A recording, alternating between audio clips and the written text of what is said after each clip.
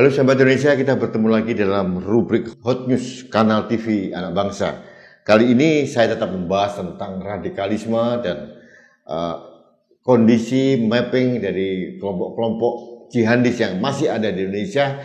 Untuk itu saya harus berbicara dengan tokoh ini. Ini penting, tokoh ini luar biasa, sahabat saya, senior saya, dan sudah terkenal di dunia dan akhirat.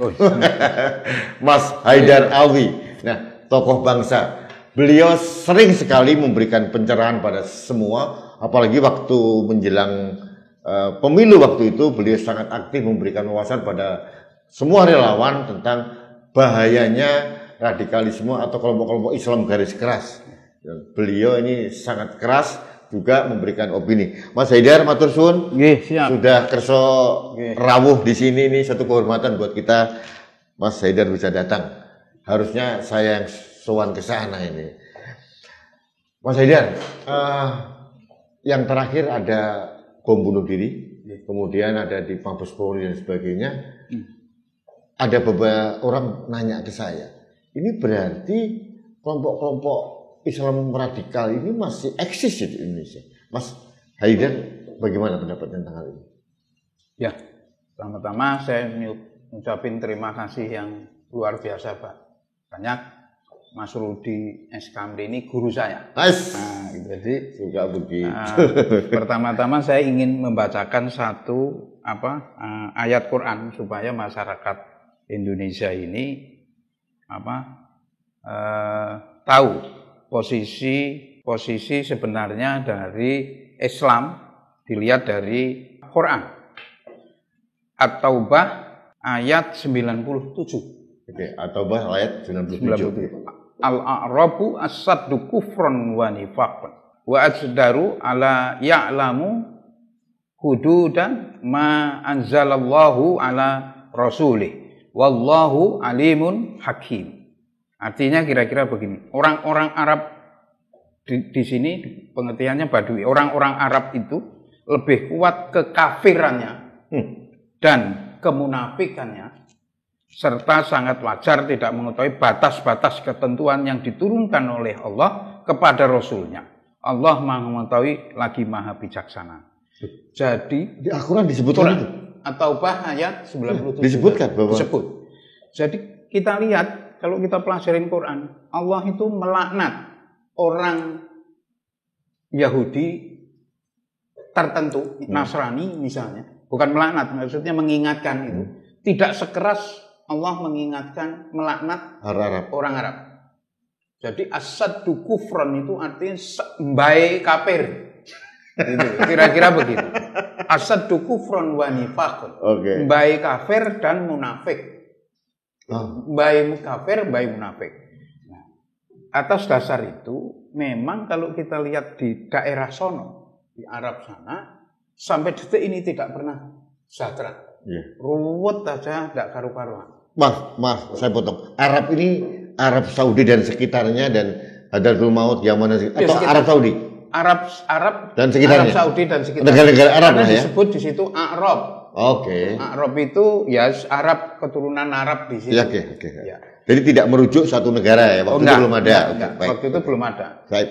Jadi kita lihat aja, Rasulnya aja yang jelas-jelas benar itu diusir dari Mekah, dari tanah kelahirannya.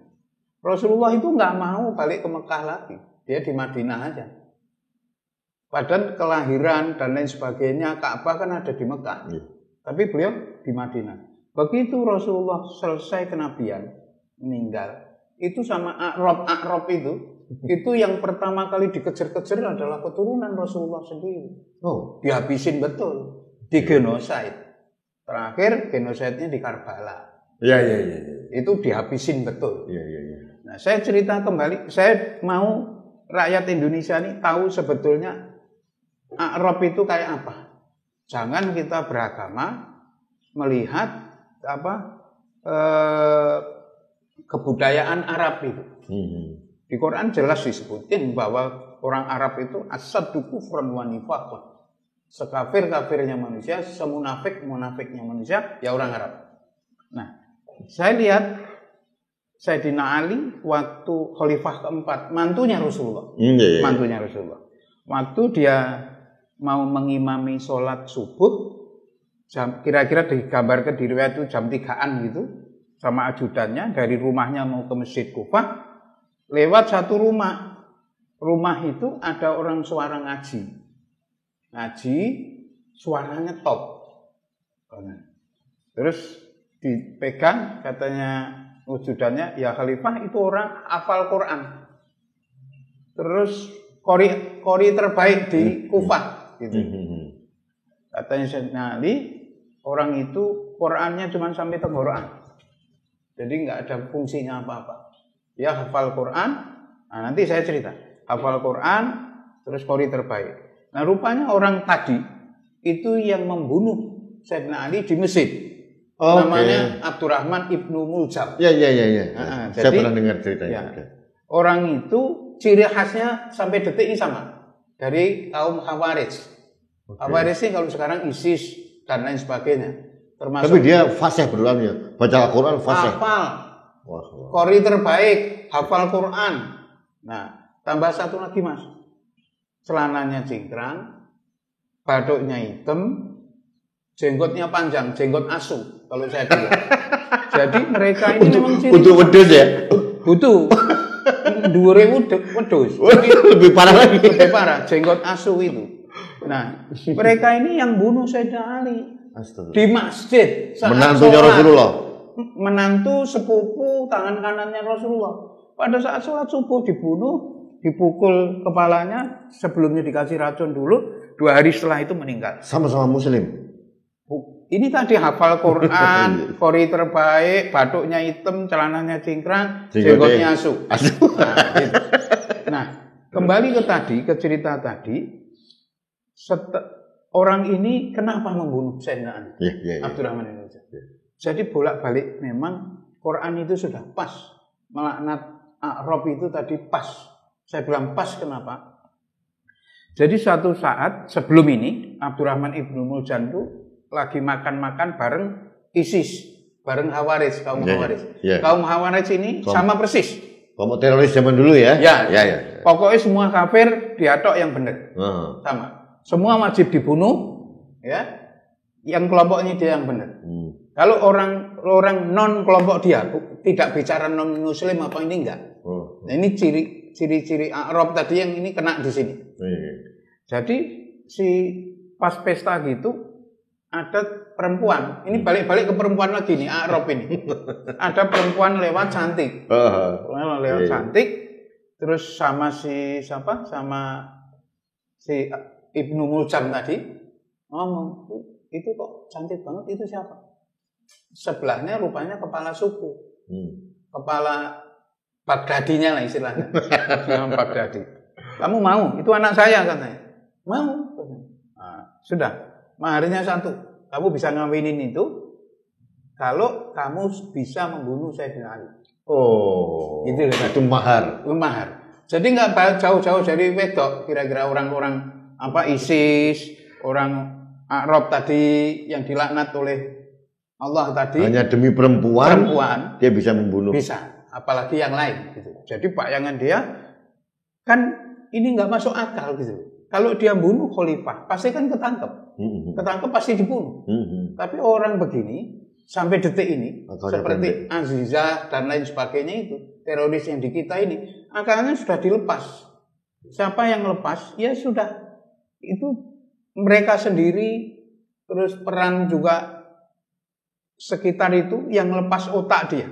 Jadi orang begini, jangan berpikir cara kita berpikir. Orang ini nggak punya otak. Gitu. Nah, kembali ke teroris di Indonesia, yang pasti waktu saya Kongres Ulama Islam Sedunia di Teheran itu, yang pasti teroris itu by design. Itu 1000% by design, dan itu desainnya dari luar. Nah, setelah apa yang mau dituju dari Indonesia? Kekayaan. Kita ini kan kekayaannya nomor 1 di dunia. Kalau invasi sudah nggak mungkin. Jadi caranya gimana? Mayoritas Muslim bisa seperti pakai Syria dan Irak dan lain sebagainya. Nah, dicari orang yang paling goblok, paling bodoh, paling asu di Indonesia diambil. Nah, ketemu. Sopo HTI sama FPI tadi. Ini yang bisa dipakai. Ini bisa dipakai. Saya bilang karena apa? Mereka si orang yang mendesain untuk menghancurkan Indonesia, mengadu domba sesama anak bangsa itu, itu top, pinter. Siapa yang akan dia pakai? Yang pasti yang nggak punya otak. Nek duwe otak itu nggak bisa dipakai untuk diadu domba. Nah, saya minta supaya orang-orang kita ini sadar diri bahwa kamu jangan berpikir bahwa Islam itu adalah apa yang dikatakan orang-orang Arab tadi yang sudah jelas-jelas di Quran atau ayat 97 tadi memang betul-betul sudah dilaknat dan sudah sekafir-kafirnya, semunafik-munafiknya manusia. Sekarang dipuja-puji di sini. Nah, itu orang-orang seperti itu yang dipuja-puji di sini dengan berbekal sorban dan lain sebagainya, kebudayaan. Itu maksud saya. Nah, kembali ini bisa panjang, Mas. Panjang. Kembali kebudayaan tadi, Rasulullah sendiri pun tidak melihat kebudayaan itu. Sahabat-sahabat Rasulullah yang Bilal dari Afrika, Salman Al-Farisi, Salim Maula Abu Hudzaifah dan lain sebagainya masih pakaian adat mereka loh. Ketemu Rasulullah itu, Salman masih pakai pakaian Persia. Jadi tidak ada pakaian Muslim itu nggak ada. Nggak ada. Rasulullah berpakaian begitu karena memang waktu itu budaya di sana begitu. Begitu. Jadi tidak ada kata-kata ini sunnah, pakaian ini sunnah Nabi, nggak ada. Nggak ada ya. Karena apa? Bilal itu kemana-mana nggak pakai pakaian cara Afrika dia. Salman Al-Farisi juga begitu. Saya potong tentang Bilal, menarik. Ini teman jenengan Teguh Zulkarnain katanya orang hitam tabu masuk surga. Waduh. Padahal Bilal itu sahabat Rasulullah. Wes itu sudah itu. Kalau bicara Teguh Zulkarnain itu 2 SKS Mas. Panjang 6 bulan nggak selesai. Tapi maksud saya pemerintah harusnya antisipasi. Orang-orang seperti ini jangan dibiarkan berkeliaran. Jangan sampai menernakkan intoleransi ya Mas. Betul. Mas mau lanjut Mas. Gimana? Oke. Nah, jadi waktu saya di Teheran itu, acara itu dari jam 6 subuh sampai jam 2 malam. Ada komisi Irak, komisi macam-macam, ada 4 komisi waktu itu. Saya kebetulan masuk di komisi Yemen Selatan. Yang Yemen, konflik. Nah, saya menyempatkan diri untuk datengin satu-satu tokoh ulama dunia.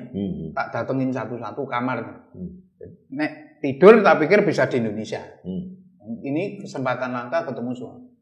Nah, ini kejadian aneh Mas. Ini kita patut bersyukur bahwa kita dilahirkan di Indonesia. Nah, mereka ini semua sama. Pak Haidar Alwi ini kira-kira umum. Pak Haidar Alwi, kita sayang Indonesia. Pengetahuan mereka tentang Indonesia boleh dikatakan di atas rata-rata orang Indonesia sendiri. Betul. Bilang Indonesia ini Pak Haidar target ke-7 dari penghancuran secara total negara yang akan dihancurkan oleh teroris internasional. Yang Anda tahu sendiri siap bangsa negara mana. Mereka bicara begitu. Nah, caranya gimana? Caranya dengan mengadu domba. Mereka itu tahu persis sejarah HTI. Kapan berdiri. Pak Jokowi, ini kata mereka. Saya hanya menirukan. Pak Jokowi good, top. Pak Jokowi satu-satunya presiden Indonesia yang berani membubarkan HTI. Nah, itu poin mereka. Yang berani. Dia nyebutin Soeharto dari tahun 81 ada HTI, terus SBY 10 tahun dan lain sebagainya. Itu detail dia. Kantornya di mana, semua ulama, hampir ulama yang saya datengin tahu. Nah, mereka ini sayang banget dengan Indonesia. Super sayang. Ini negara Islam terbesar yang harus dijaga. Nah itu saya bilang. Waktu itu pernah saya sampaikan ke Pak Jokowi sama Pak Pramono Anung di Manado. Tanggal 1 April tahun 2019. Masih ingat saya di hotel. Itu waktu kampanye ya? Iya, menjelang akhir kampanye. Iya, iya. Dia bilang, Bapak, Pak Haidar harus bekerja keras menjadikan Pak Jokowi supaya bisa 2 periode. Oh, itu titah dari ulama-ulama. Kumpul semua. Ada bukti, ada rekamannya saya. Saya itu diwawancarai Al Jazeera, CNN internasional itu diwawancarai semua, bicaranya sama. Jadi amanat dari seluruh ulama Islam dunia mengatakan bahwa Anda harus memenangkan Pak Jokowi 2 periode. Karena dianggap saya tokoh, padahal bukan apa-apa. Gitu. Nah, jadi bayangan karena yang datang itu Menteri Indonesia Agama, di ulama kok. Menteri Perdana Menteri, ada Menteri Dalam Negeri Australia aja ngirim orang. Mas, sahabat Indonesia perlu dicerahkan. Mas Haidar Alwi datang ke Teheran, kapasitas sebagai apa? Waktu itu saya berdua dengan Gus Nuril. Oke. Sebagai utusan Indonesia. Utusan Indonesia. Ya. Tiap tahun itu ada, mereka mengadakan seminar untuk membahas tentang kondisi negara Muslim dunia. Nah, kebetulan tahun itu saya yang diikutkan dengan Gus Nuril. Soko tunggal. Ya, tahu. Oke, lanjut Mas. Jadi kita ini betul-betul maksudnya disayang oleh seluruh dunia. Itu poin. Dan saya yakinkan di sini bahwa Pak Jokowi itu bukan hanya disayang di Indonesia. Paling tidak seluruh dunia sayang. Saksinya siapa? Demi Allah saya siap untuk menjadi saksi. Kenapa? Karena memang mereka mengatakan begitu.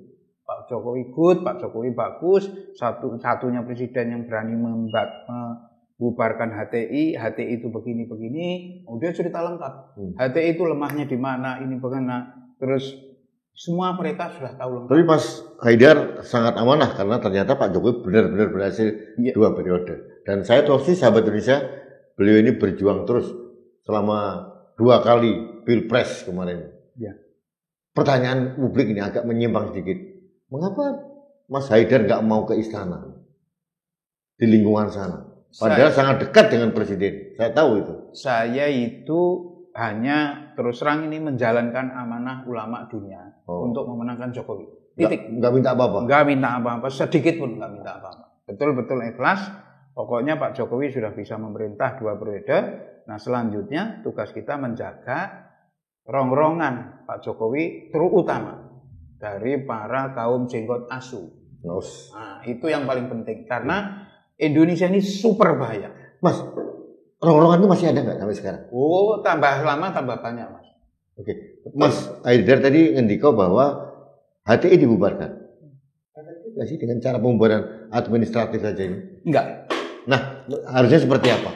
Harusnya seperti Mesir. Ya kita dulu Mesir. Iya. Mesir itu begitu Ikhwanul Muslim dibubari.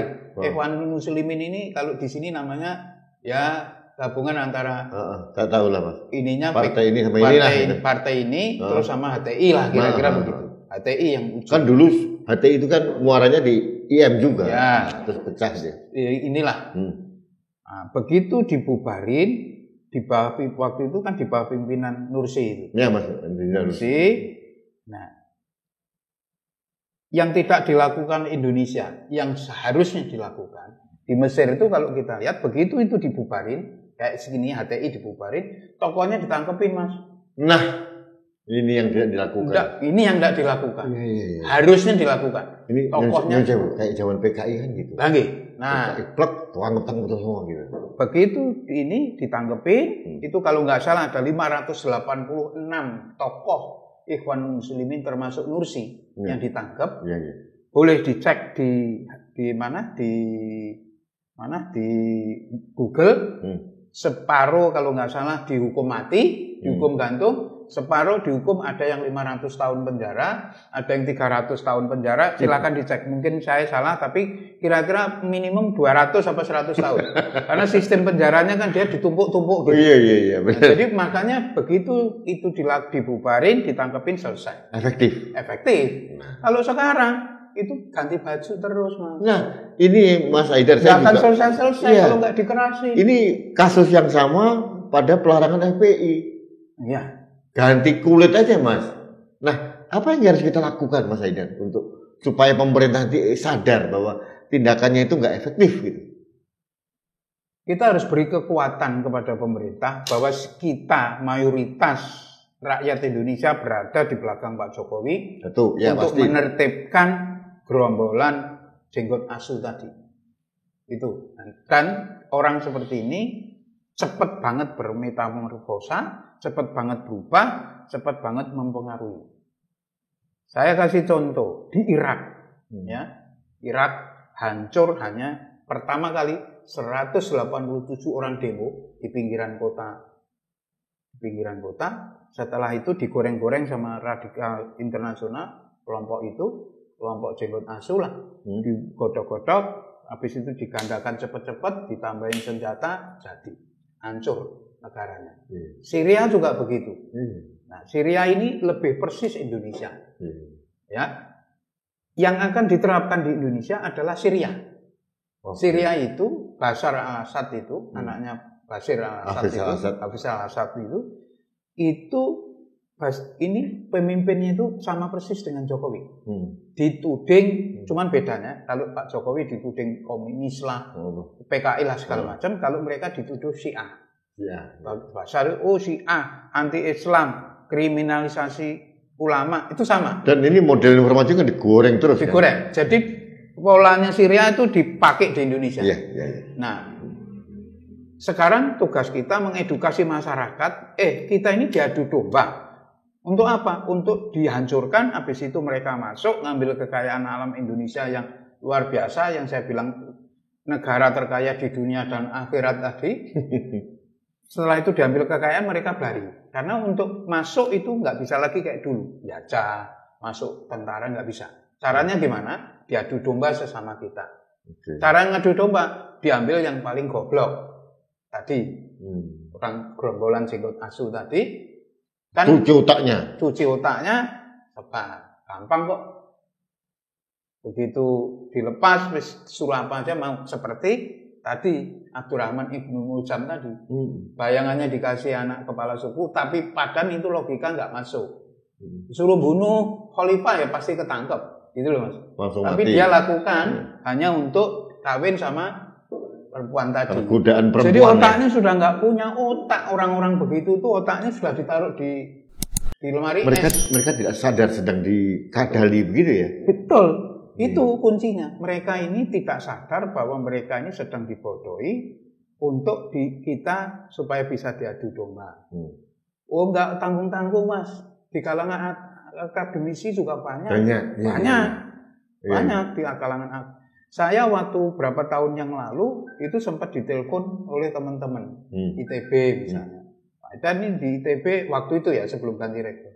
ITB itu tingkat kan ini gini. Pertama itu intoleran. Naik pangkat jadi radikal, naik pangkat jadi teroris. Begitu dia radikal, dibisikin sedikit dia jadi teroris. Iya. Kowe gelem ra mlebu surga? Gelem. Ini mlebu surga untuk negara istri kamu tak jamin ini segala macam, bom gitu. Oh, enggak pakai main 5 menit, 3 detik juga bisa diomong begitu jalan. Ini bomnya, bomen. Ini pistolnya tembak. Mau mereka. Dan orang begini di Indonesia sekarang masih banyak. Karena menurut saya aparat seharusnya lebih keras dari sekarang. Ini sekarang ini baru 10%. Mestinya ditingkatkan jadi 100%, masih kurang 90%. Tangkepin orang-orang yang kira-kira potensi untuk mengadu domba itu tangkep. Harusnya begitu. Harus. Dan hukum. Ya. Dan ini Mas Haidar, tadi saya ceritakan sebelum kita on air tadi. Ibu-ibu kita ini khawatir tentang generasi Indonesia ke depan seperti apa.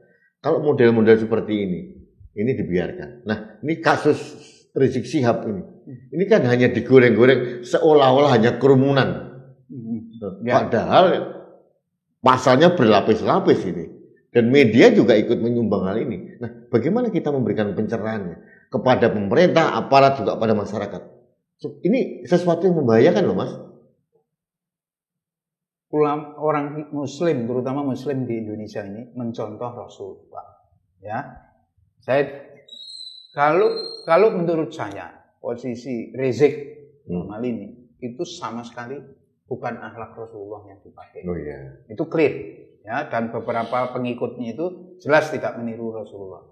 Rasulullah itu kalau kita mau tahu, begitu dia nyampe Madinah dari Makkah ini, itu ada tanah yang akan dibangun sebagai masjid Nabi. Saat itu Rasulullah membangun bersama sahabat pakai tangannya Rasulullah. Pakai ini segala macam. Begitu jadi, ada orang Nasrani atau Yahudi yang datang. Ya Rasulullah, saya belum punya gereja, saya belum punya sinagog lah. Boleh nggak pakai sebentar? Boleh. Dipakai boleh? Dipakai. Nah, itu ada riwayatnya. Terus begitu juga umat Yahudi mau pakai boleh. Rasulullah di beberapa riwayat pernah disebutkan sama Profesor Buddha Sahab, itu sebelum meninggal berwasiat juga. Jaga saudara-saudaramu Yahudi, Nasrani illa yaumil qiyamah, sampai kiamat. Jadi Rasulullah menyebut Yahudi Nasrani itu saudara-saudaramu, jaga saudara-saudaramu Yahudi, Nasrani illa yaumil qiyamah, sampai yaumil qiyamah. Jadi Rasulullah itu orang paling sopan, orang paling akhlaknya paling besar, itu yang harus dia tiru. Belum lagi kalau kita cerita anak Rasulullah, pernah Rasulullah itu nyuapin orang Yahudi buta. Nah setelah itu diganti sama Abu Bakar nggak sanggup. Sambil nyuapin orang Yahudi buta tadi, orang Yahudi ngomong, lu kenal nggak sama Muhammad? Diam aja Rasulullah. Padahal yang nyuapin Muhammad tuh tukang tipu, Muhammad tuh begini, begitu. Tapi Rasulullah masih nyuapin. Ini alat Rasulullah. Bukan ngomong saenake dhewe, ngomong dan lain sebagainya. Ini itu bukan ulama. Itu yang ditiru siapa nggak tahu. Apa yang ditiru Ibnu Muljam tadi, jenggot asu itu. Atau Abu Jahal kali, Abu Lahab. Atau Abu Jahal yang ditiru, karena Rasulullah itu paling sopan, paling berakhlak. Lisannya paling lisannya luar biasa, terjaga betul.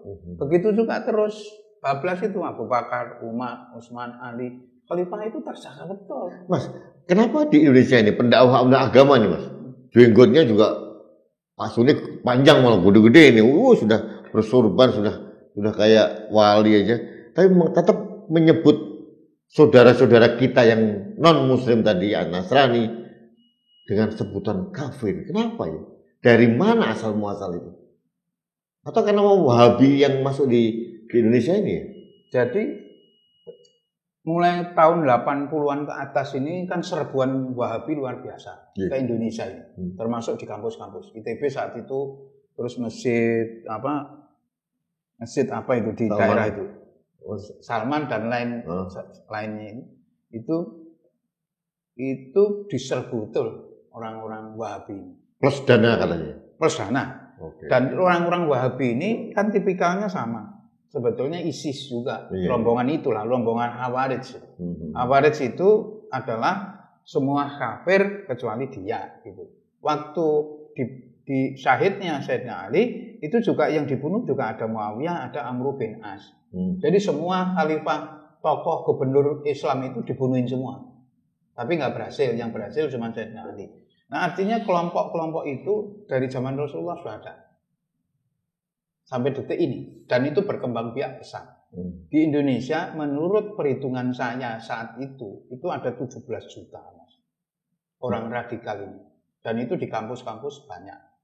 17 juta orang ini sudah terlanjur terkontaminasi menjadi radikal. Sekarang sudah jadi 21 juta lebih. Yang perlu kita hati-hati, orang begini itu dibisikin tok jahanam. Masuk surga mau, ini nanti dijemput bidadari. Ini pistol, kamu bunuh. Salah. Gitu. Nah, pemerintah perlu berhati-hati. Pertama dari sisi pencegahan, kedua ya dari sisi penindakan hukum. Kudu tegas. Tangkepin semua tokoh-tokoh mereka itu.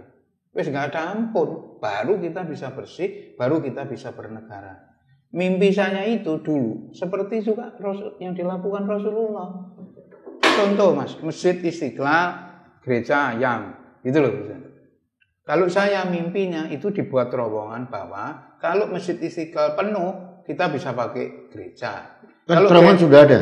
Ya, kalau lagi dibangun Pak Jokowi kan? Oh, ya. Kalau gereja itu penuh bisa pakai Masjid Istiqlal. Wes ben. Jadi kalau gereja ayam itu pengunjungnya penuh, ya pakaiin Masjid Istiqlal. Itu mimpi saya. Jadi wes bareng-bareng Allah itu di ayat di Quran itu jelas. Kamu kujadikan kamu beragama, berlain-lain agama. Ya, untuk apa? Untuk saling bukan lita'arofu itu berbangsa-bangsa. Kalau beragama-agama itu untuk apa? Untuk berlomba-lomba. Berlomba-lomba apa kata? Ini Quran loh. Berlomba-lomba fastabiqul khairat. Berlomba-lomba kebaikan. Jadi yang menciptakan sebetulnya agama-agama itu ya Tuhan sendiri. Supaya apa? Supaya berlomba-lomba dalam kebaikan. Ya. Itu intinya beragama. Bukan dengan sujud nganti hitam terus celana dicingkrangi, jenggot dipanjangi, bau lagi misalnya kan. Atau yang lain, itu bukan ciri khas beragama. Beragama yang baik itu apa? Ya yang baik sesama manusia titik. Di Quran itu jelas banget, jelas tegas kok. Nah, pemerintah, maksud saya kembali lagi di situ, harusnya tegas banget. Wis tangkepi kabeh sing sok Arab itu tangkepin semua, jenggot asu nggak ada ampun. Karena kalau ini didiamkan ini tambah lama tambah besar. Dan Allah ya'fad, jangan sampai terjadi 2024 mereka berkuasa. Orang-orang radikal ini, jenggot asu ini, yang pasti dia mau ngambil 2024. Yes. Dukungan dana, Mas. Pasti banyak. Dicek aja. Nanti Intel kita BIN suruh ngecek. Dukungan dana pasti banyak. Untuk merebut 2024 itu mereka lakukan semuanya. Begitu mereka 2024 bisa berkuasa, hancur Indonesia. Jadi saya balik, tugasnya Pak Rudi S. Kamri jelas. Supaya 2024 pengganti Jokowi nanti adalah orang yang bukan dari golongan jenggot asu. Iya. Kita sudah siap belum, Mas? Ada tokoh lain nggak ya? Pak Jokowi sudah pasti berhenti. Ada nggak sudah?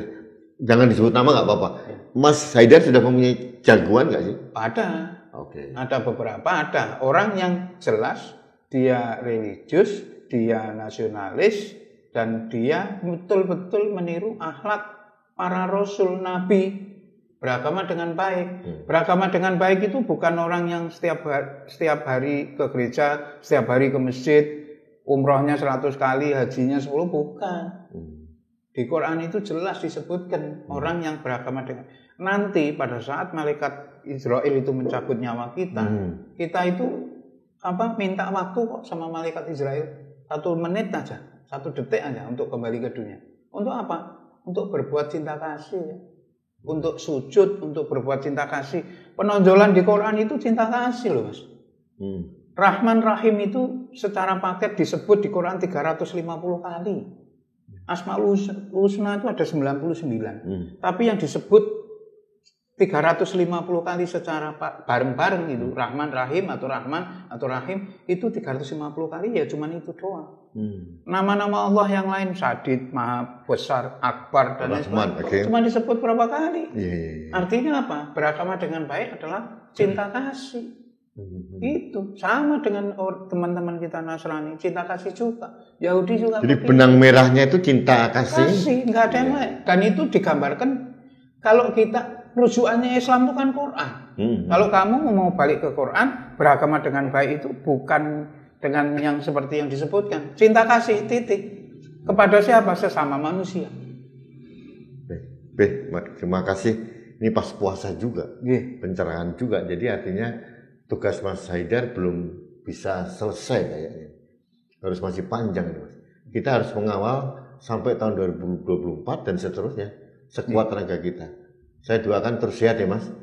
Saya pokoknya sendiko dawuh sama Pak Rudi itu. Ngeten Pak. Mas, terakhir mungkin saya minta suatu pencerahan. Untuk saya pribadi dan sahabat Indonesia. Untuk menjelang tahun 2024 dan ujungnya 100 tahun Indonesia gemilang tahun 2045. Persiapan akhlak seperti apa yang kita lakukan? Ya. Jadi gini, Mas, saya ngasih gambaran setengah menit begini. Indonesia ini terkaya di dunia dan akhirat menurut saya. Kenapa? Kalau kita belajar kimia ada tabel periodik, ya. Tabel periodik itu ada ya semacam-macam, ada uranium, emas, gas dan lain sebagainya di tabel kimia itu. Kita ini sepertiga dari daerah Indonesia ini laut dan darat itu berada di poros bumi. Jadi singkat cerita, kalau ada percobaan fisika benda bulat diputer, dilempari magnet glitter, di stop, diputar lagi setengah jam, maka glitter itu akan kumpul di poros lingkaran. Nah, Indonesia kita ini berada di poros lingkaran dengan laut itu sepertiga. Artinya apa? Sepertiga kekayaan dunia ada di Indonesia. Termasuk ikan. Luar biasa. Kenapa? Karena di poros itu hangat. Ikan itu kalau mengendok lari ke Indonesia. Nah, ayo rakyat Indonesia, kita ini seperti makanan lezat ditaruh di tengah meja ini, dilihatin oleh seluruh dunia untuk dicaplok, untuk dimakan. Nah, caranya gimana? Nggak mungkin dengan inflasi langsung. Jadi caranya dengan menumbuh kembangkan orang-orang jenggot asuh, radikalisme, terorisme di Indonesia sehingga kita sesama anak bangsa rusak. Syria, Afghanistan dan lain-lain, banyak contohnya. Nah, Indonesia akan dibegitukan. Ayo rakyat Indonesia, kita bersama-sama perangi radikalisme, perangi terorisme, perangi intoleran supaya negara kita ini mikir untuk kemajuan, menggunakan kekayaan itu bisa kita sendiri. Untuk kita sendiri. Ya. Kita bisa sendiri, tidak diganggu oleh kelompok jenggot asuh ini, sehingga kita makmur, rakyat luar biasa sejahtera dengan kekayaan yang luar biasa di Indonesia ini. Nah, kita 2024 harus berbahu-membahu semua tokoh nasional untuk menghadirkan pemimpin pengganti Pak Jokowi. Supaya apa? Supaya tidak diisi oleh gerombolan jenggot asuh tadi. Karena kalau kita tidak hati-hati, ini berkembang biaknya cepat. Ini kayak virus, Mas, jenggot asuh itu. Dari 17 juta bisa jadi seperti di Syria lah. Quran itu 3/4 isinya 80% sejarah. Jadi kita ini dalam mikir masa depan itu harus belajar sejarah. Belajar sejarah Syria sebentar kok dihancurin. Nah, kalau kita nggak hati-hati, 2024 potensi untuk hancur. Kita masih ada waktu sekarang untuk menyiapkan pemimpin nasional yang bisa melanjutkan Pak Jokowi, yang punya akhlak baik, yang bermusuhan dengan jenggot asuh, yang bisa tegas. Kalau bisa ya lebih tegas dari sekarang malah. Untuk apa? Untuk menyelamatkan rakyat yang banyak. Gerombolan mereka ini paling besar itu. Seperti di Syria itu, anggaplah ditumpuk-tumpuk itu yang kelewatan itu paling 1 juta, 3 juta, 2 juta. Nah, rakyat Indonesia 273 juta yang harus diselamatin. Iya. Tuh, jadi tugas kita semua adalah menghadirkan sosok pemimpin yang religius nasionalis, apapun itu agamanya, tapi dia religius nasionalis karena menurut saya beragama apapun selama dia menjalankan agama itu dengan baik, ya itu orang baik. Saya doakan salah satu pemimpin itu adalah Haidar Alwi. Nah, ini penting nih, Mas. Karena orang Indonesia ini sekarang terkadang tidak membutuhkan orang sopan. Perlu yang tegas tapi yang punya niat baik gitu. Yang gelendem-gelendem kadang-kadang malah bahaya gitu. Jadi kita dulu berpikir, nih sesama relawan nih, Mas. Saya teman-teman sering kumpul kan. Ini kalau Mas Haidar Menteri Agama ini selesai urusan. Tapi karena beliau maunya hanya menyepi saja, memberikan pencerahan dari luar, ya sudah, ini pilihan terbaik dari beliau. Tapi saya yakinkan sahabat Indonesia, beliau ini adalah sahabat kesayangannya Presiden Jokowi sebetulnya. Dan kenapa? Beliau sama-sama orang Solo, akrab, ibu beliau itu pengagum beratnya Pak Jokowi sampai akhir hayat beliau ya. 2018 11 Ada yang unik dari seorang Haidar Alwi, beliau ini basicnya itu eksak. S1 eksak, elektro, ITB tahun 82, Mas? 82. S2-nya, elektro juga? Elektro ITB juga. S3-nya? Ambil pembangkit. Nah, ini luar biasa. Sekarang menekuni masalah radikalisme, intoleransi dan terorisme. Dan satu lagi nih, ini kayaknya haus ilmu ini, S3 tentang apa, Mas? mengambil tentang filsafat Islam, tapi tesisnya nanti mengenai apa? Gaib. Gaib. Wah, jin dan ilmu gaib. Wah, jin dan ilmu gaib. Ini S3 seorang elektro dan dihitung sama ini dipadukan antara gaib dengan hitung-hitungan eksak ya, Mas? Ya. Nah, saya tidak mau membahas sekarang karena waktunya itu pasti panjang dan saya minta waktu dari Mas Haidar untuk menjelaskan itu. Ya. Karena saya kasih bocoran sedikit, beliau ini bisa menghitung berapa lama orang ada di surga. Ya. Begitu Mas ya? Ya. Secara ilmiah nih Mas? Ya. Oh, secara ilmiah.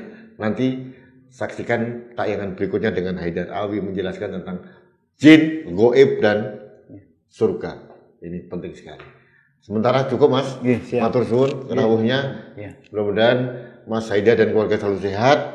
Ini yang penting dan Indonesia masih membutuhkan Mas Haidar untuk memberikan pencerahan. Jangan pernah lelah untuk mencintai Indonesia. Gitu ya Mas? Iya, matur suwun. Baik sahabat Indonesia, demikian pembicaraan saya cukup lama dengan sahabat saya, senior saya Haidar Alwi. Kita doakan beliau selalu sehat, tapi kita mengambil intisari dari pencerahan beliau adalah beliau ingin menebarkan toleransi ke semua orang bahwa manusia beragama ini semuanya ciptaan Tuhan, tidak boleh saling mengkafir-kafirkan dan kalau kita meniru akal Rasulullah harus dilindungi, harus disayangi sampai akhir zaman nanti. Mudah-mudahan pencerahan dari beliau dapat kita terima dan stakeholder pemangku kepentingan dalam ini pemerintah bisa menangkap pesan dari seorang Haidar Alwi. Terima kasih, sampai bertemu lagi pada Hot News berikutnya.